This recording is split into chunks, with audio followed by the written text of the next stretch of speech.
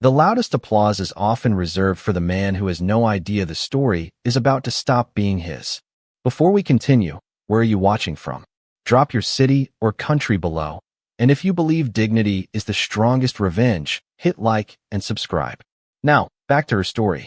The crystal chandeliers scattered light across the ballroom like fragments of victory, catching every raised glass and polished smile. At the center of it all stood Ethan Carter, the man everyone believed had just secured the largest global partnership in his company's history. Executives circled around him with handshakes that lingered a little longer than usual. Investors laughed louder than they had all evening. Even the photographers seemed to know exactly where to point their cameras. Champagne flowed as if the deal had already been signed. Because in everyone's mind, it had. Ethan accepted every congratulations with effortless confidence. His tailored charcoal suit fit like armor, and the silver watch on his wrist reflected the golden lights above. 3 years of relentless ambition had led him here. Months of negotiations, private flights across continents, endless presentations, late-night strategy sessions. This was the finish line. Or so he believed. A massive screen behind him displayed the company's logo beside a single line that drew another wave of applause. Final negotiation session. Global Strategic Alliance.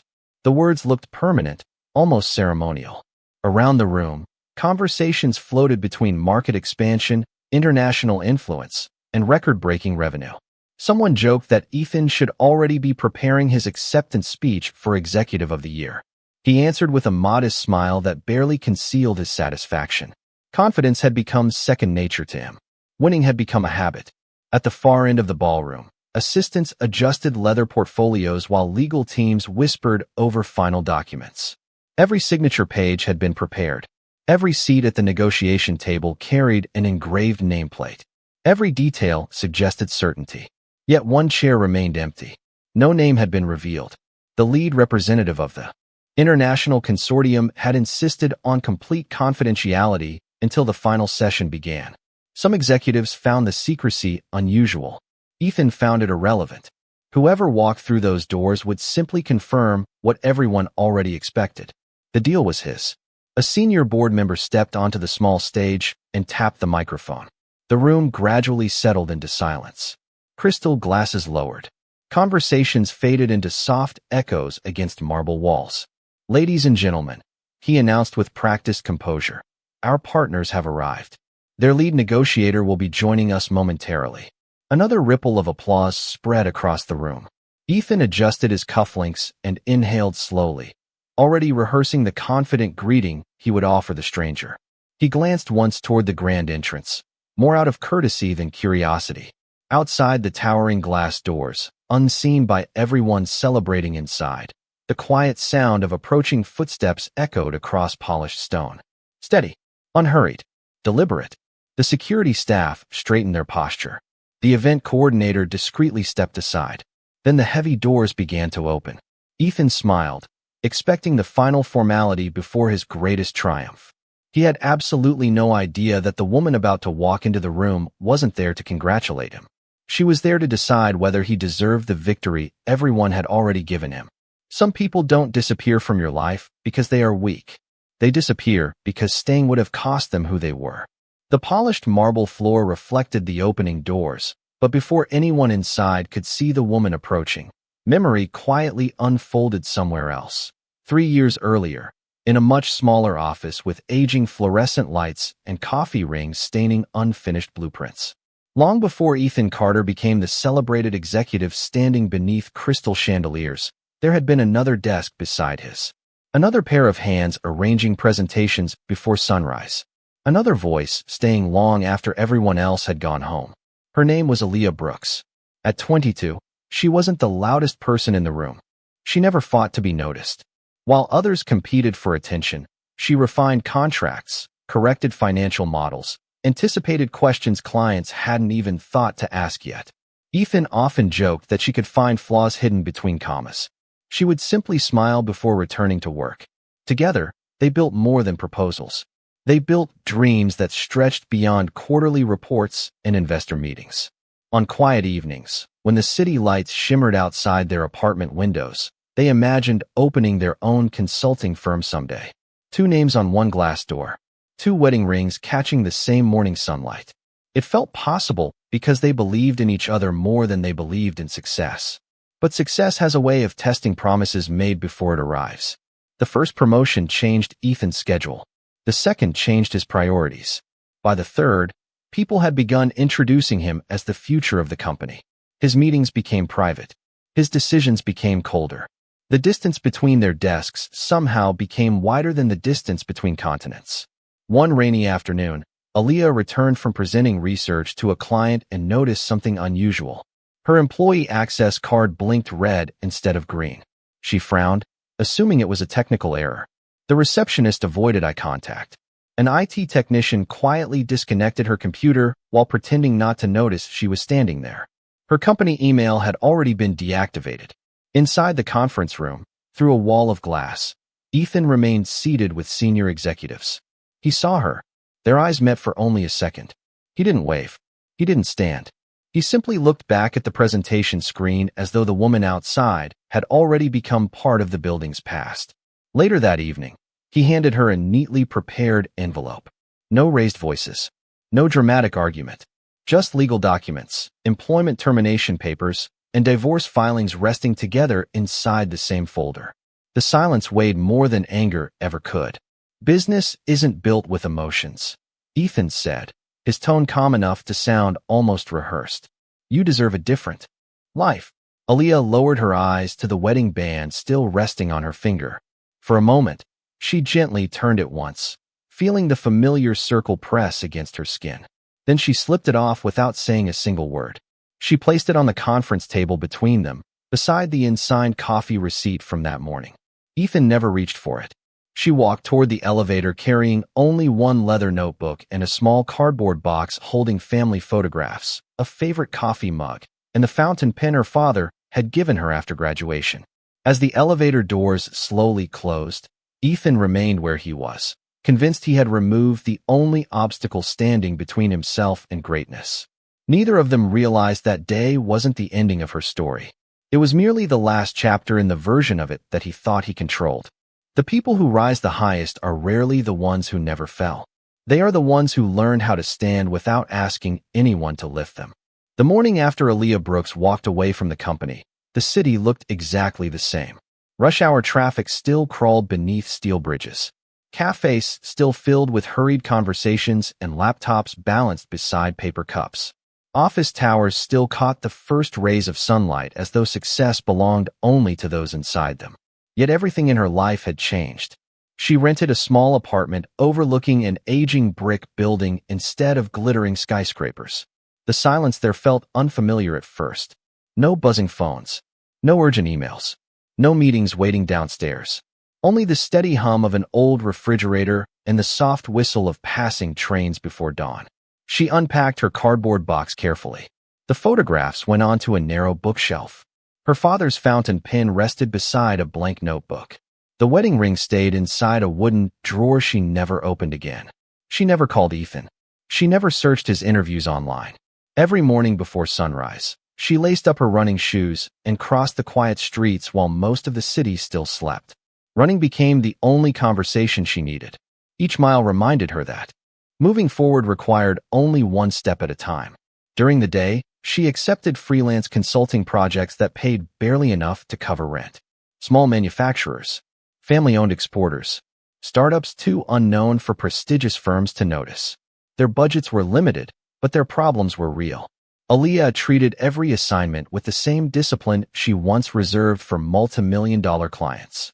Every contract became another lesson. Every challenge became another chapter she quietly mastered.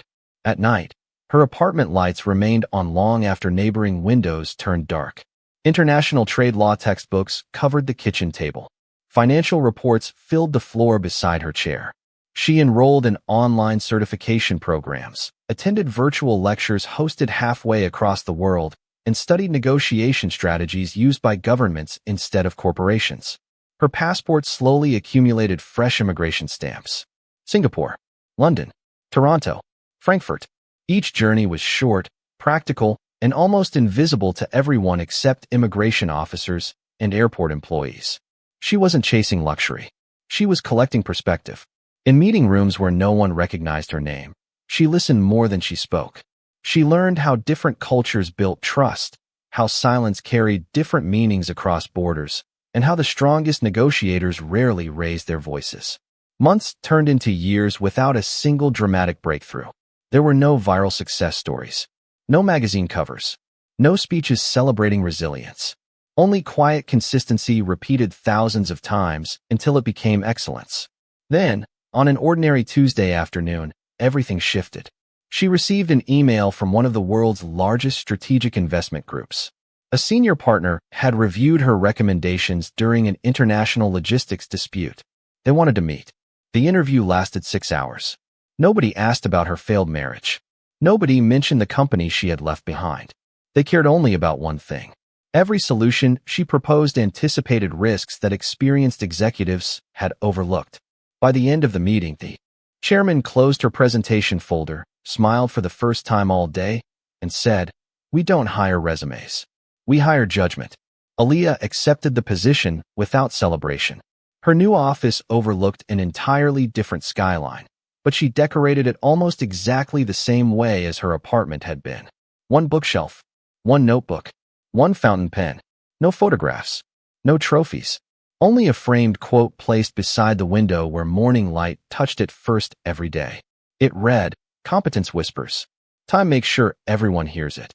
And somewhere across the country, Ethan Carter continued believing the woman he had erased had simply disappeared. Fate rarely announces itself. Sometimes it arrives disguised as an ordinary email waiting quietly in an inbox. 3 years had passed since Aaliyah Brooks closed the drawer that held her wedding ring. She no longer measured time by painful anniversaries or forgotten promises. She measured it by completed negotiations, solved crises, and flights that crossed oceans before sunrise. Her calendar had become a map of cities rather than memories. Geneva, Dubai, Tokyo, New York.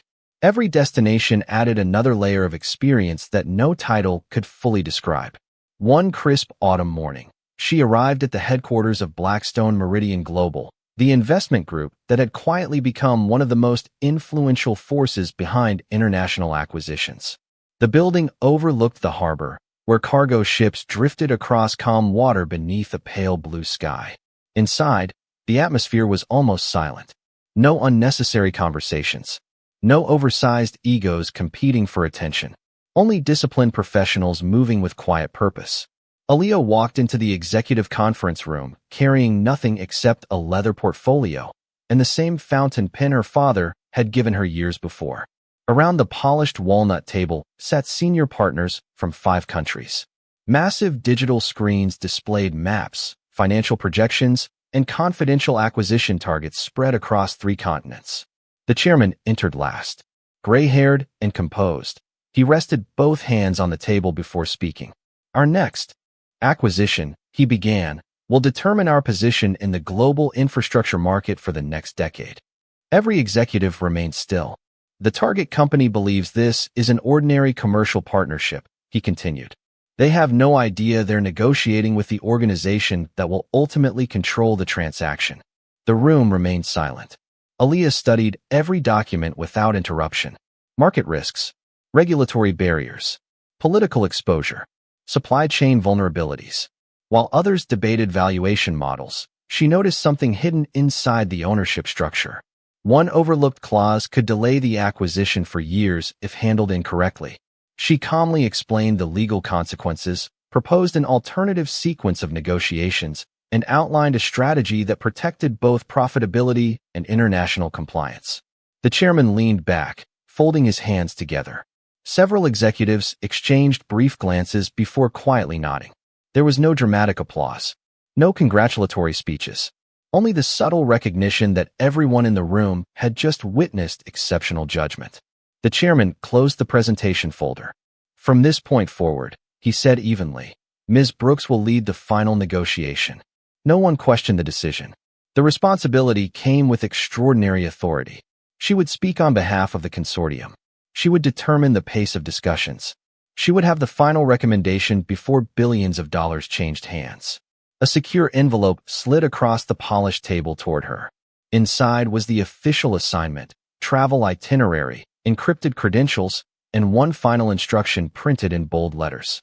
Lead negotiator identity will remain confidential until arrival. Operational secrecy is mandatory. Aaliyah signed the acceptance form with steady hands. She never asked why her identity had to remain hidden. She simply understood that discretion often protected the most important decisions. Across the country, Ethan Carter received very different news. His board celebrated after learning they had advanced to the final negotiation stage against an unnamed international investment group. Analysts predicted the agreement would transform the company into a global powerhouse. Champagne appeared once again in executive offices. Reporters requested interviews. Share prices climbed before a single signature had been written.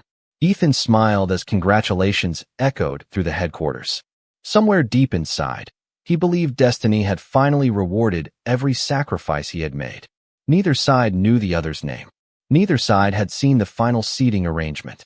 Yet history had already begun guiding them toward the same conference room, where success would no longer belong to the person who wanted it most, but to the one who had quietly become worthy of holding it.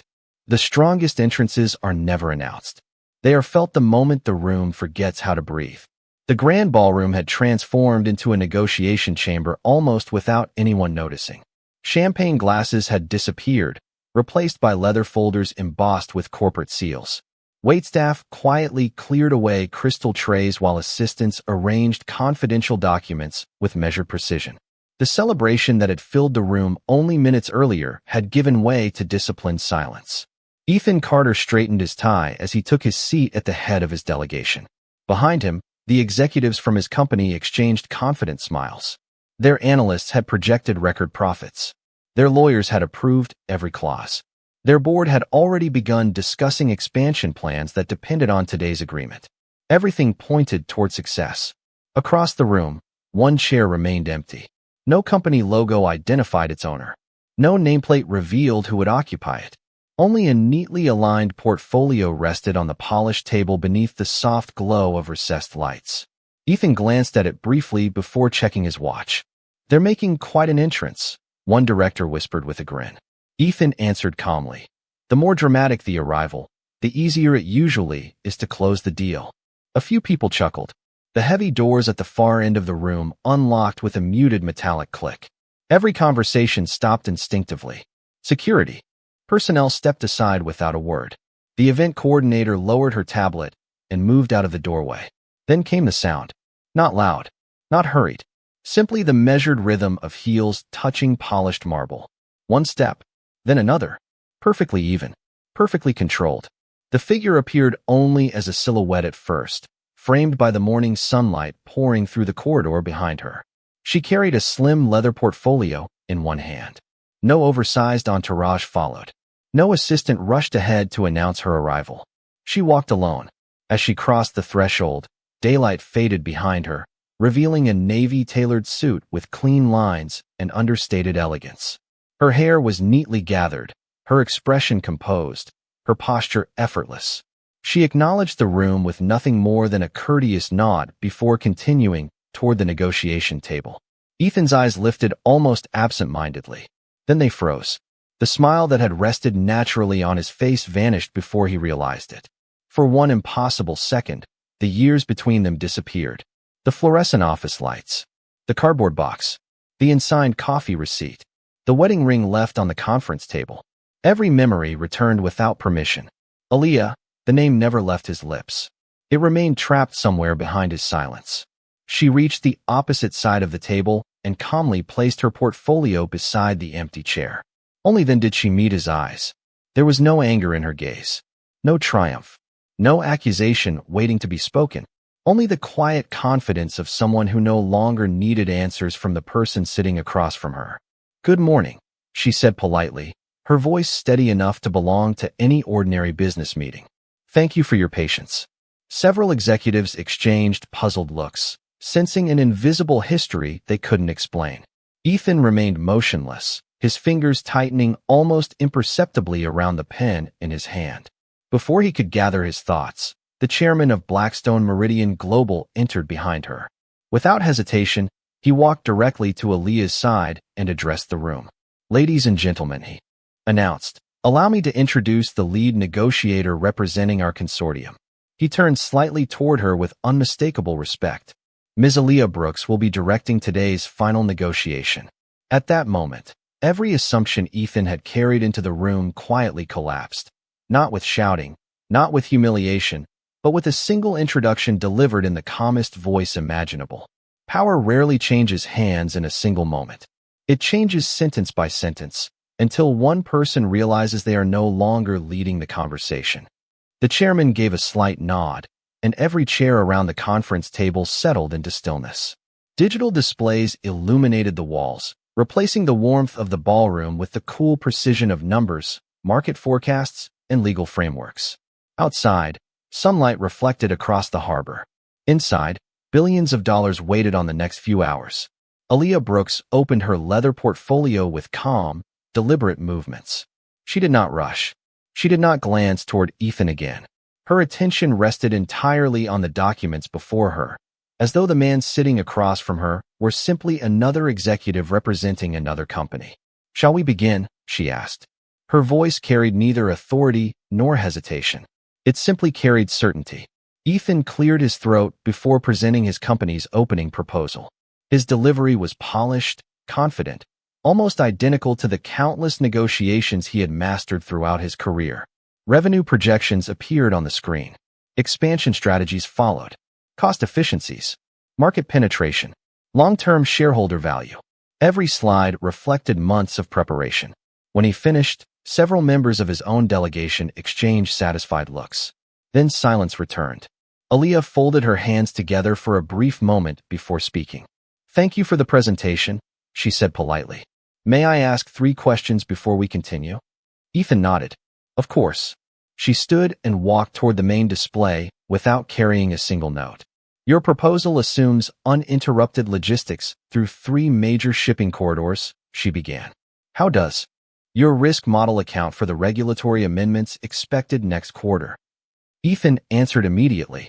"Our legal department believes the probability is minimal." Aaliyah gave a small nod, then touched the display.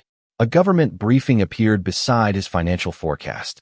"The amendments have already passed committee review," she said calmly. "Implementation is scheduled in 62 days. The room grew quieter. She moved to the next point without pause. "Your projected acquisition costs also exclude the revised environmental compliance standards affecting 2 of your manufacturing regions." Another document appeared, then another. Every concern she raised was supported by verified data. No assumptions, no speculation, only facts waiting patiently to be noticed. Ethan's legal advisor leaned forward, scanning the documents with increasing concern. His chief financial officer quietly adjusted his glasses before whispering something to the executive beside him. Confidence around Ethan's side of the table began fading almost invisibly. It wasn't dramatic. It was gradual, like daylight slipping behind clouds. Ethan responded carefully, adapting where he could. Years earlier, Aaliyah would have admired how quickly he recovered under pressure. Today, she simply acknowledged each answer before asking another question that reached one layer deeper. There was no confrontation, no raised voices, no satisfaction in exposing weaknesses. She wasn't trying to defeat him. She was trying to understand whether his proposal deserved approval. The distinction changed everything. Nearly 2 hours passed before the chairman requested a short recess. Executives quietly stepped away for coffee, speaking in hushed conversations that carried an unfamiliar tone. Several members of Ethan's own delegation approached Aaliyah's analysts instead of their counterparts, seeking clarification on revised projections. Ethan remained seated alone, staring at the documents spread before him. For the first time since entering the room, he understood something he had never imagined possible. The woman he once believed had needed his guidance now understood the global market more completely than everyone he had brought with him combined. And the negotiation was only halfway finished. The greatest shock is not discovering who became powerful. It's discovering how much your future depends on them. When the recess ended, the atmosphere inside the conference room had changed in ways no presentation slide could explain. The confidence that had surrounded Ethan Carter's delegation earlier that morning no longer filled the air. Coffee cups sat half-finished. Legal binders remained open. Quiet conversations stopped the moment Aaliyah Brooks returned to her seat. No one waited for instructions from the chairman anymore. Their attention naturally shifted toward the woman who had spoken the least, yet revealed the most. She reopened her portfolio with the same composed movements as before. "Thank you for your patience," she said. "I'd like to discuss one final consideration before we evaluate the proposed agreement." A new document appeared on the main display. It wasn't another financial model. It was an ownership structure, a detailed network of subsidiaries, holding companies, and strategic investment vehicles spread across the screen like an intricate map. Ethan narrowed his eyes. Something about it felt familiar, yet impossible to place. Aaliyah calmly highlighted several interconnected entities before speaking. "Your team has approached today's meeting as though this transaction concerns a commercial partnership." She paused for only a second. "It does not." Silence settled over the room. She touched the display again. Additional documents appeared, each carrying official registrations, regulatory approvals, and acquisition authorizations. The pieces fit together almost effortlessly. What Ethan's company believed was a joint venture had always been only the first phase of something much larger. The chairman finally stood beside the screen. "Our consortium," he explained evenly, "has spent the past 18 months acquiring controlling interests throughout your international supply chain." Several executives from Ethan's delegation exchanged stunned expressions. One director quietly flipped through his printed briefing before realizing those companies had indeed appeared throughout previous reports, each under different ownership names. None of them had connected the pattern. "Completion of today's agreement," the chairman continued, "will activate the final stage of our strategic integration." Ethan remained completely still. The realization reached him slowly, almost mercifully. His company wasn't negotiating from a position of strength. It wasn't selecting a business partner. It was negotiating the future structure of an organization that had already been carefully surrounded by Aaliyah's consortium. Without this agreement, expansion plans approved by his board would collapse. Financing agreements would become unstable. International distribution would stall. Years of planning depended upon the signature resting on the opposite side of the table. And that signature belonged to the woman he had once escorted out of his office carrying a cardboard box. No one smiled. No one celebrated. Even Aaliyah's expression remained unchanged. She wasn't watching Ethan. She was reviewing the final compliance schedule as though this were simply another responsibility requiring careful attention. Ethan slowly lifted his eyes toward her. For the first time in years, he saw not the woman he had underestimated, but the professional she had become without him. She had never returned seeking revenge. She had returned because her work had placed her exactly where history required her to stand. The chairman folded his hands behind his back before delivering one final sentence that echoed through the silent room. "Our board has already completed its evaluation." He turned toward Aaliyah with unmistakable confidence. "The final recommendation now rests entirely with Ms. Brooks." Every face in the room instinctively followed his gaze. Executives, lawyers, investors, directors, even Ethan. In that quiet moment, without applause or spectacle, the balance of power shifted completely. The future of the company Ethan had sacrificed everything to build no longer rested in his own hands. It rested in the calm judgment of the woman he had once believed was too easy to replace. The purest form of revenge is not taking something away. It is proving you never needed to take anything back. No one spoke after the chairman finished. The silence that settled across the conference room felt heavier than any argument could have been. Beyond the floor-to-ceiling windows, cargo ships continued crossing the harbor with mechanical certainty, unaware that inside the building an entire company's future rested upon a single decision. Aaliyah Brooks closed the final compliance report and looked slowly around the table. She didn't search for Ethan's eyes. She acknowledged every executive equally, because every person in the room deserved the same professionalism. "Before I present my recommendation," she began quietly, "I'd like to clarify one point." Every pen stopped moving. Every chair remained perfectly still. "Our consortium has never approached this transaction as an opportunity to exploit weakness."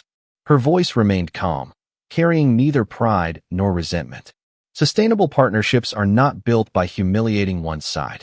They are built by ensuring both sides remain capable of succeeding after the agreement is signed. Several members of the international board exchanged approving glances. Ethan lowered his eyes toward the documents in front of him. Those words reached deeper than any accusation ever could. Years earlier, he had justified every decision by calling it business. Listening to Aaliyah now, he realized she had become everything he once claimed to admire but had eventually abandoned. The chairman gave a slight nod. "Your recommendation, Ms. Brooks." She opened a slim folder containing the final resolution. After reviewing the operational risks, financial exposure, and revised governance structure, she said, "I recommend that the agreement proceed." Ethan looked up almost instinctively. A faint wave of surprise passed across his delegation. They had prepared themselves for rejection, for public embarrassment, perhaps even for retaliation disguised as corporate strategy. None of it came. However, Aaliyah continued, "Approval will require several amendments." The revised terms appeared across the display. Stronger employee protections, transparent reporting requirements, independent oversight during the integration period, long-term investment in workforce development instead of immediate cost reductions. Every revision strengthened the company rather than weakening it. Nothing in the proposal sought revenge. Everything sought stability. Ethan read each clause carefully. The conditions were demanding, but fair. In fact, they protected his employees from the very kind of decisions he himself had once defended. His throat tightened almost imperceptibly. When he finally spoke, his voice carried none of the confidence that had filled the ballroom earlier that morning. "You could have ended this company today." Aaliyah met his gaze for the first time since the negotiations had resumed. Her expression remained peaceful, almost gentle. "I never came here to destroy what hundreds of innocent people helped build," she answered. "They didn't make the choices that hurt me." The room became impossibly still. No one interrupted. No one shifted in their seat. Ethan slowly lowered his eyes again, understanding that forgiveness did not always sound like the words, "I forgive you." Sometimes it looked like someone refusing to become the person who had once wounded them. Aaliyah signed the recommendation with the same fountain pen her father had given her years ago. One smooth signature. One quiet movement. The chairman accepted the document before extending his hand toward her with unmistakable respect. "Excellent work," he said simply. She thanked him with a polite smile, gathered her portfolio, and prepared to leave the conference room without waiting for congratulations. Behind her, Ethan remained seated, staring at the agreement that had just saved both his company and his pride. In that moment, he finally understood the truth that had escaped him for years. She hadn't walked back into his life to prove he had been wrong. She had walked beyond it so completely that proving anything to him was no longer necessary. The most beautiful endings are not the ones where someone loses. They are the ones where someone finally becomes impossible to diminish. By the time Aaliyah Brooks stepped out of the conference room, the afternoon sun had softened into warm gold, washing the harbor in quiet light. The doors closed gently behind her, sealing away the negotiation that would soon become another headline in the financial press. Inside, executives were already discussing implementation schedules, integration teams, and shareholder announcements. Outside, none of those conversations followed her. She walked through the marble corridor at the same measured pace she had maintained all morning. The leather portfolio rested comfortably in her hand. Her shoulders carried neither triumph nor relief, only peace. As she reached the lobby, the chairman caught up with her. "Congratulations," he said with a respectful smile. Most people would have used today to settle old scores. Aaliyah looked toward the glass walls overlooking the water before answering. "Old scores belong to old versions of ourselves," she replied softly. "I didn't work this hard just to become someone else's punishment." The chairman nodded, understanding more from that single sentence than hours of negotiation could have revealed. Moments later, a black sedan arrived at the entrance. Before she stepped inside, Aaliyah paused for one brief moment, letting the cool afternoon breeze brush across her face. The city looked different now, not because its skyline had changed, but because she no longer viewed it through the eyes of the woman who had once walked away carrying a cardboard box. Across the street, Ethan Carter stood alone near the building's entrance. He had left through a different elevator, hoping perhaps for one final conversation. Their eyes met across the distance. Neither of them moved immediately. For the first time in years, there was nothing left to argue about, nothing left to explain. Ethan slowly crossed the sidewalk until only a few feet separated them. His voice, once so certain, had become almost unfamiliar. I owe you an apology. Aaliyah listened without interrupting. I thought success meant leaving people behind, he continued. I was wrong. She regarded him quietly, the silence between them carrying more honesty than rehearsed speeches ever could. I hope your company succeeds, she said at last. There are families depending on it.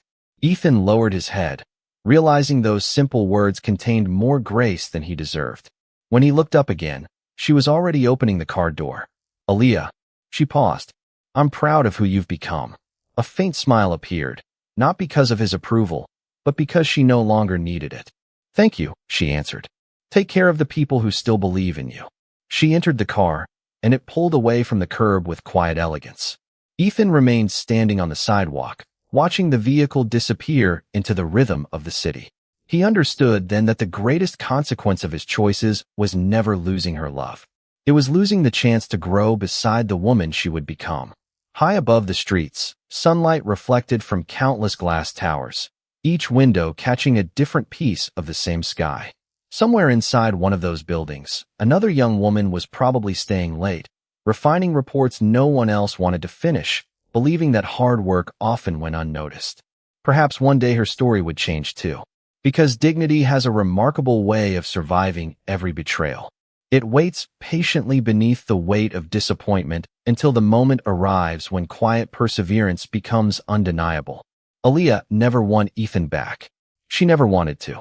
She won something infinitely greater. She won herself. And in the end, that was the only victory that could never be taken away.